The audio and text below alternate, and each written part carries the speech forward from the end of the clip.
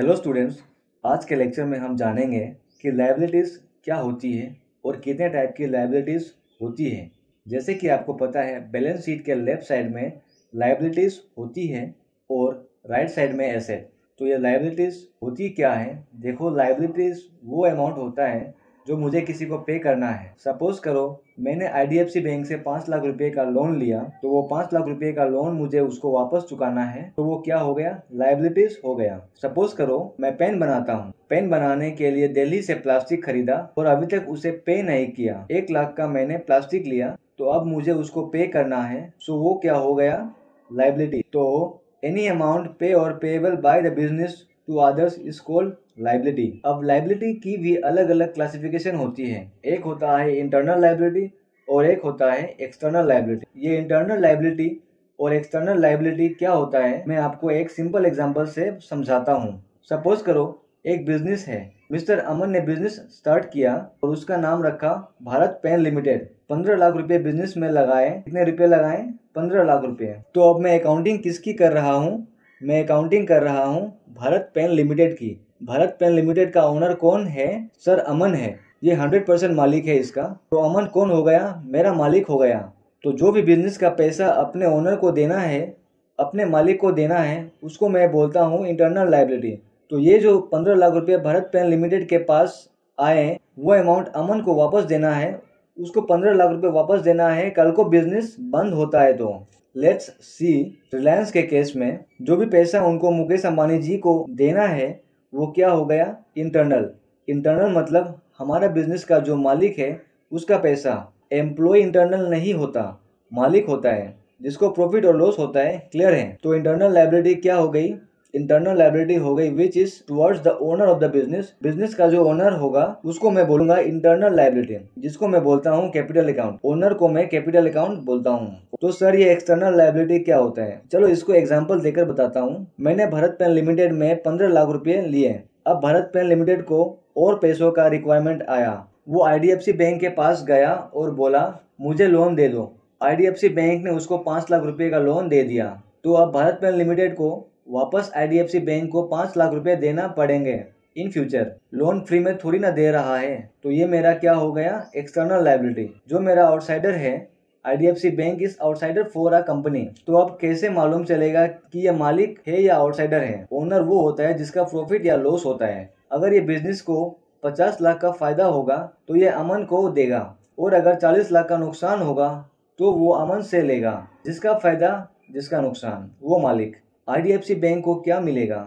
मात्र इंटरेस्ट। मेरी कंपनी को 50 लाख का फायदा होगा, मैं IDFC बैंक को सिर्फ इंटरेस्ट दूंगा। 5 लाख पे 10% इंटरेस्ट, 50,000 दूंगा, पर मैं उसको प्रॉफिट का हिस्सा नहीं दूंगा। और जिसको प्रॉफिट का हिस्सा नहीं मिलता वो आउटसाइडर हो गया, और जिसको मैं बोलता हूँ एक्सटर्नल लायबिलिटी। तो एक्सटर्नल लायबिलिटी वो होती है owed to an outsider except the amount owed to the owner. मतलब ओनर का नहीं, आउटसाइडर का। It is called external liability. अब ये कितने टाइप की होती है मैं बताऊंगा।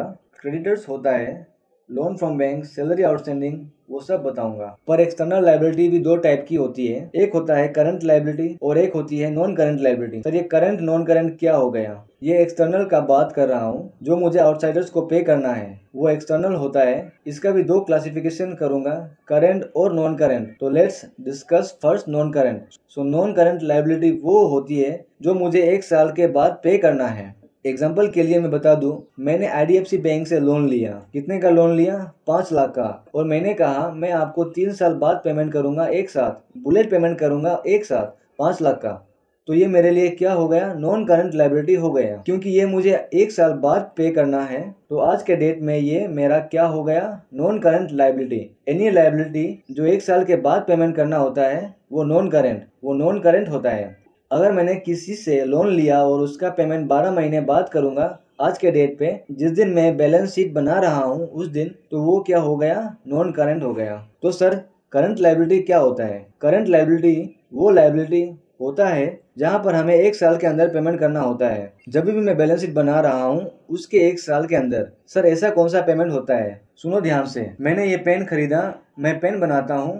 पेन बनाने के लिए प्लास्टिक खरीदा दिल्ली वालों से 2 लाख रुपए का, और मैंने कहा दिल्ली वालों मैं आपको पैसा पे कर दूंगा। नॉर्मली जब बिजनेस करते हो तो आपको पैसा कितने दिन में मिलता है? 10 दिन, 5 दिन, 2 महीने, 4 महीने, 12 महीने में तो आपको पेमेंट करना ही पड़ता है। वी हैव टू सी कि मेरा इंटेंशन देने का कितने दिन के अंदर है। मेरा इंटेंशन अगले 3-4 महीने में पेमेंट करने का है, तो 12 महीने के बाद थोड़ी दूंगा। जब मैं बिजनेस करता हूँ, जो मुझे पैसा बिजनेस में गुड्स के लिए देना होता है वो मैं 2-3-4 महीने में निपटा देता हूँ, तो वो मेरा करंट लायबिलिटी हो गया, बिकॉज मुझे उसे 1 साल के अंदर पे करना है। तो वो क्या हो गया, उसको मैं बोलता हूँ क्रेडिटर।